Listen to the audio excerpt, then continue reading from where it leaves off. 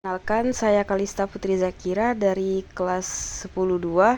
Di sini saya akan menyampaikan beberapa materi tugas sejarah.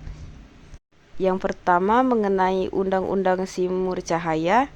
Yang kedua mengenai kedatangan Portugis di Ternate.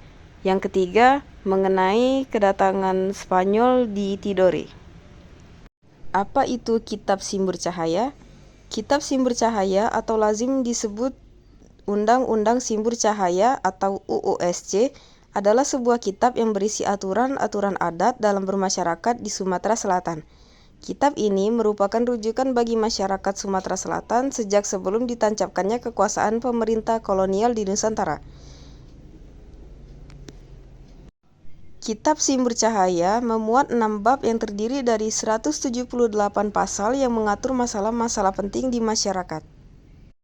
Berikut isi Kitab Simbur Cahaya. Yang pertama, adat bujang, gadis, dan kawin. Bab ini berisi 32 pasal yang mengatur tentang norma dan etika bagi pemuda dan pemudi dalam bergaul, hingga perkawinan. Salah satu pasal bab ini berbunyi, apabila laki-laki menyenggol tangan gadis, maka laki-laki itu didenda sebesar 2 ringgit. Yang kedua, aturan marga. Berisi 29 pasal yang mengatur tentang hak dan kewajiban kepala marga atau pesira dan anggota, serta hubungan antar marga. Contohnya dalam pasal 16 disebutkan seorang pesira wajib melarang orang asing berladang, mengajar ngaji, tukang kayu di dalam wilayah marga, bila mana mereka beraktivitas lebih dari 1 bulan, kecuali memiliki surat izin dari yang berkuasa. Yang ketiga, aturan dusun dan berladang. Berisi 34 pasal yang mengatur tentang aktivitas berladang yang juga bersinggungan dengan dusun. Dalam pasal 7 pada bab ini dijelaskan apabila membakar ladang, kemudian apinya merusak tanaman milik orang lain di sekitarnya, maka didenda 6-12 ringgit dan wajib mengganti rugi tanaman yang rusak. Yang keempat, aturan kaum. Bab yang berisi 19 pasal ini mengatur urusan dalam marga, baik aspek struktural masyarakat, agama, hubungan antar masyarakat, dan aktivitas kemasyarakatan lainnya. Di antara aturannya, anggota penghulu dilarang menikahkan orang tanpa izin kepala dusun yang termasuk dalam pasal 8. Ketentuan membayar zakat, mengajar haji, khotib dan muazin juga tidak lepas dalam bab ini. Yang kelima, adat pemukiman. Berisi 58 pasal yang mengatur seputar sanksi, administrasi, dan piutang. Tertulis bahwa pesira memiliki cap atau stempel sebagai alat legitimasi kekuasaannya. Namun apabila seseorang yang membawa surat berstempel pesira melakukan tindakan tercela, maka pesira harus bertanggung jawab atas tindakan orang tersebut. Bahagi atau pembagian uang denda. Bab ini hanya berisi 6 butir pasal yang mengatur tentang pembagian uang yang didapat dari denda itu sendiri. Kedatangan Portugis di Ternate. Setelah menguasai Malaka, bangsa Portugis di bawah pimpinan Alfonso de Albuquerque berencana membangun monopoli di Nusantara. Pada tahun 1512, 3 kapal yang dipimpin Kapten Antonio de Abreu dikirim ke Maluku. Alasan bangsa Portugis ingin menguasai Maluku adalah untuk memonopoli perdagangan rempah-rempah, khususnya cengkih dan pala.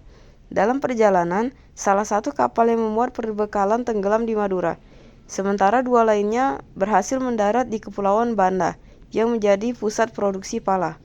Setelah 1 kapal lagi tenggelam, sisa armada Antonio de Abreu akhirnya tiba di Ternate pada tahun yang sama.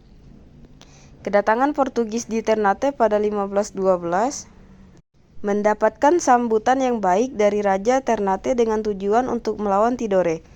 Bahkan Sultan Bayanulla berjanji akan menyediakan cengkih bagi Portugis setiap tahun, dengan syarat dibangunnya sebuah benteng di Pulau Ternate. Pihak Ternate pun mempersilahkan De Brito untuk mendirikan benteng Portugis pertama di Pulau Ternate bernama Benteng Sao Paulo atau Benteng Gamalamai, yang pembangunannya selesai pada 1522. Akan tetapi, hubungan dagang yang tetap baru dapat dirintis oleh Antonio de Brito dengan Sultan Hidayatullah atau Sultan Dayalu, yang saat itu masih belia dan didampingi oleh walinya, Kai Chili Darwish atau Pangeran Taruwese. Pada awalnya, terjalin suatu hubungan dagang yang menguntungkan, khususnya cengki, antara Portugis dan Ternate. Namun dalam perkembangannya, timbul konflik di antara kedua belah pihak karena Portugis senantiasa ingin mendominasi Ternate. Di saat yang sama, campur tangan Portugis dalam urusan dalam negeri juga membuat rakyat Ternate resah. Konflik yang sering terjadi antara Portugis dan Ternate pun akhirnya meluas menjadi peperangan. Peperangan semakin membesar usai pembunuhan Sultan Hoirun oleh seorang prajurit atas perintah Portugis saat hendak menghadiri perjamuan di Banteng Gamalama.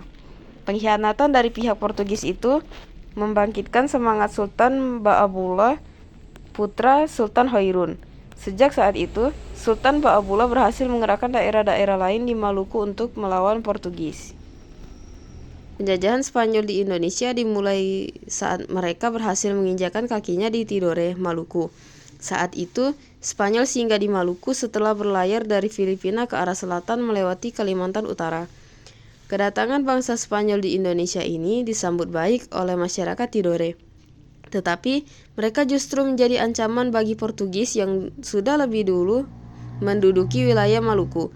Perselisihan antara kedua bangsa Eropa itu pun tak dapat dihindari. Bahkan keduanya sempat terlibat perang dengan memanfaatkan permusuhan yang terjadi pada kerajaan lokal yakni Ternate dan Tidore. Untuk mengakhiri perselisihan tersebut, akhirnya dibuat kesepakatan antara Spanyol dan Portugal melalui sebuah perjanjian bernama Perjanjian Saragossa. Dari perjanjian ini, akhirnya Spanyol pergi dari Maluku dan Portugis dapat terus menetap di Maluku.